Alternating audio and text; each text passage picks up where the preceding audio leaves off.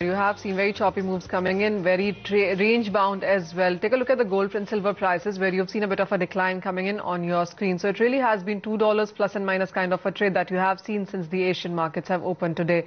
The silver prices, while they did try to breach the $20 per ounce mark on the higher side, have not been able to do so. And the reason is that the dollar index has rebounded above 83 and that seems to be putting pressure. In the Indian markets as well, you did see some support when the opening trades were happening. But at this point in time, the rupee appreciation is putting some pressure in this space as well. Same is the case for the energy space as well. You have seen nearly 12% of gains coming in for the crude prices in last 3 weeks, and this week seems to have been starting with some profit taking coming in there. And it's the mixed Chinese data that seems to be putting pressure on the base metal sector as well. Let's get in then. Biren Vakil, he's commodity consultant, Paradigm Commodities, and he joins us live from Ahmedabad. Biren, hi, welcome. Let's start with the precious metal space first, and we seem to be consolidating into that market right now. We haven't seen much of a range breaking happening there. How would you want to trade into gold prices today? Fed Chairman's shock and awe treatment by about turn his Fed tapering statement make market jittery. I still prefer to be little bit short side of the market. On my moderate rally, I would sell gold around 27,200. Downside objective is around 26,700, and stop loss would be 27,350. Biren, how would you look at the energy space? Because there have been gains which have been tremendous, either because of Fed statement or perhaps of the kind of geopolitical concerns we've had in the Middle East. Looking at all of that and the kind of premium we seem to have built on the prices, how would you want to look at the level?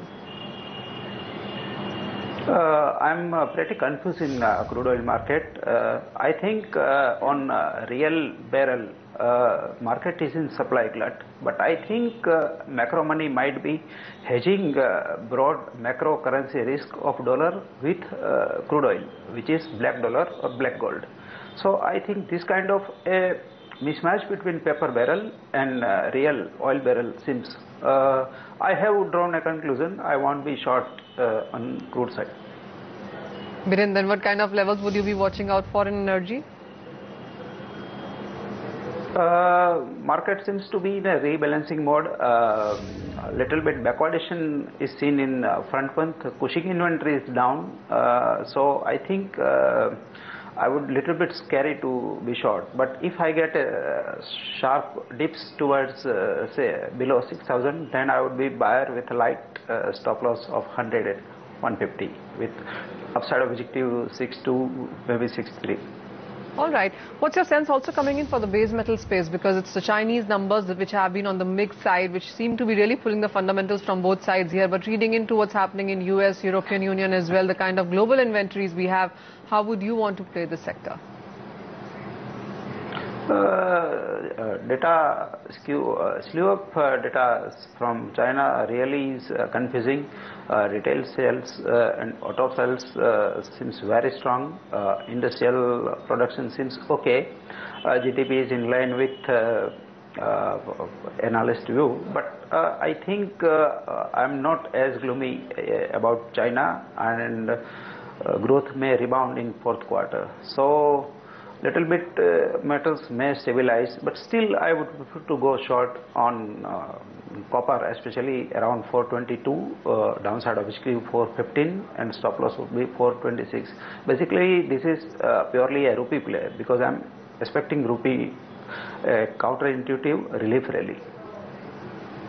Well, Biren, you are quite bearish in most of those non-agro commodities, but what's your sense coming in for the agro commodities? We, of course, have a good monsoon, and that really seems to be keeping the prices under pressure. But spices is another area which has seen buying coming in on all of the dips. Coriander, turmeric, chili are stabilizing after a free fall. I think some kind of bullishness, physical tightness in Jeera. So if I get a good dips, good bargain price around 13,500 for Jeera, I would be buyer for August. Upside objective would be around 14,000.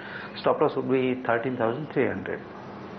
Biren, a lot many people seem to be turning bearish in case of the edible oil sector after the kind of run-up that we have seen here. The crude palm oil prices ran up, perhaps looking at the rally, the way the crude prices were running up as well. Do you think it's pretty much done with that rally? How would you look at the fundamentals and the prices for soybean? I'm saying I think there would be soft landing, kind of a slow and lethal decline. Because of groundnut oil price is totally collapsed from 1300 to 850. So this would be a major drag on other cooking mediums like soya, CPO, rapeseed oils, etc. Biren, what's your sense of coming in for the cotton prices as well? Because we've seen the latest data, sowing data that is coming from the government to be much on the higher side as compared to the previous year. If you look at the cotton sowing area, that's nearly double from the previous year. Ditto really is the case for sugarcane and many of the other commodities and grains as well. Especially for cotton, how would you look at the prices?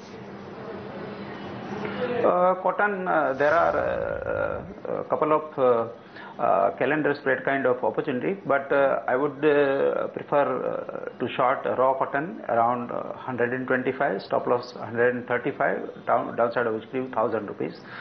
For MCX play, I would prefer to be long in October and short in November. Current spread is minus 500, that may widen to 700, 800 with the stop loss of 2000 of the spread.